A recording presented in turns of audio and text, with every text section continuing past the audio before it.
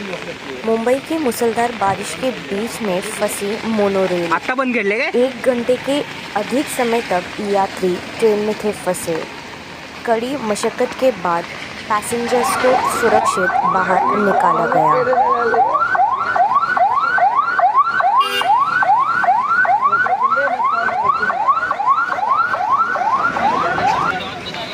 ये देखो किधर भाग रहा है। ये बोलता है ड्राइवर गाड़ी में बैठूंगा नहीं उसमें।